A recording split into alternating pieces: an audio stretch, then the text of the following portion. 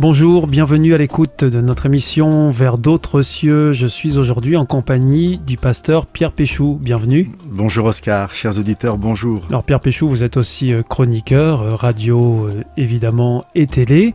Vous nous invitez à prendre le temps de la réflexion dans cette émission et aujourd'hui pour cela vous nous avez choisi un texte que l'on trouve dans la première lettre de Jean, dans le Nouveau Testament de la Bible. C'est au chapitre 1er et c'est le verset 6 que je voudrais lire avec vous. Si nous disons que nous sommes en communion avec Dieu et que nous marchions dans les ténèbres, nous mentons et nous ne faisons pas la vérité. C'est un passage qui nous invite à être cohérents entre nos propos et nos actions.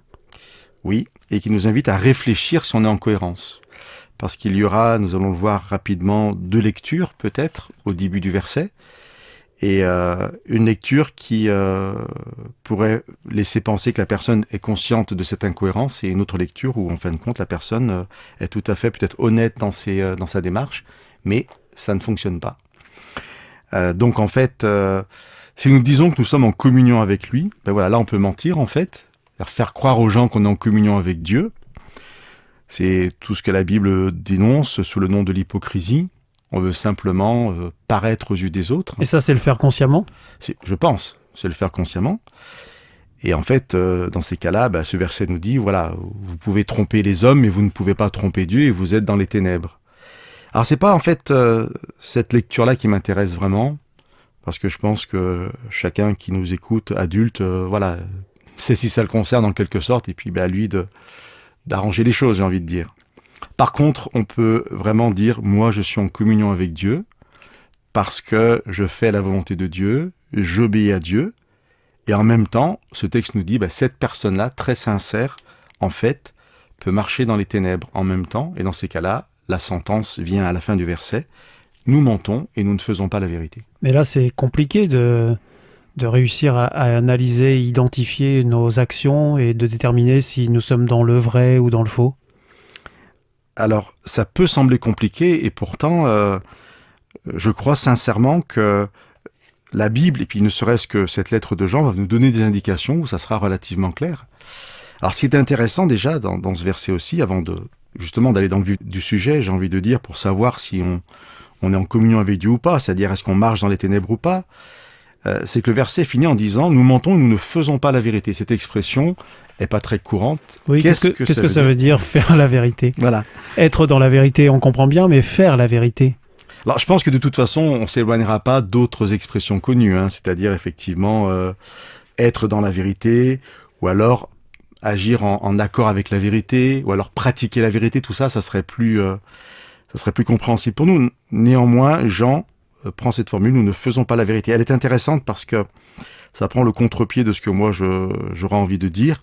Car la vérité, ça se fait pas, la vérité, ça se vit, je sais pas, ça se comprend.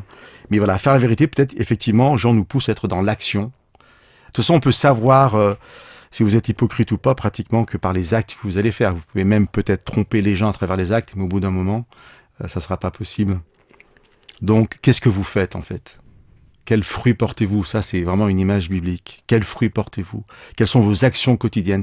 Pas quand on vous regarde, mais tout le temps, quand vous êtes seul, quand vous êtes en famille, qu'il n'y a pas les gens de la rue qui vous voient. Comment vous vous comportez ?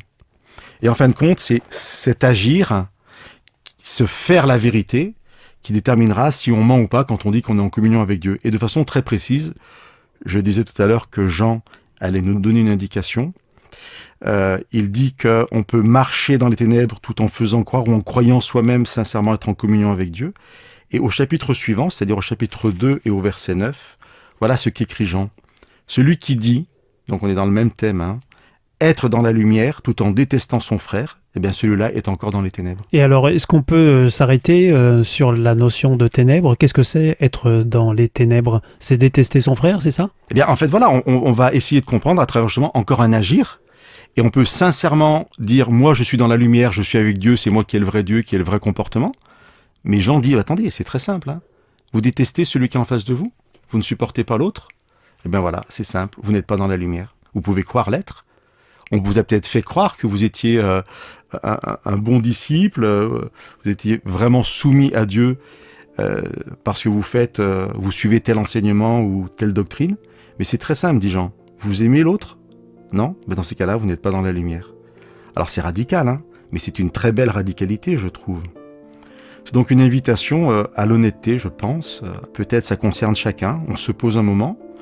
On dit voilà, je crois être en communion avec Dieu. Concrètement, est-ce que je fais la vérité? C'est-à-dire, est-ce que j'agis dans le sens de l'amour du prochain et de l'autre? Ou est-ce que je suis dans la détestation de la différence? Eh bien là, on a une réponse. Alors c'est une invitation, encore une fois, à chaque auditeur à peut-être faire le point et puis à vraiment s'approcher de ce Dieu qui seul nous permettra d'être dans la lumière, c'est-à-dire d'aimer l'autre, même celui qu'on ne connaît pas a priori.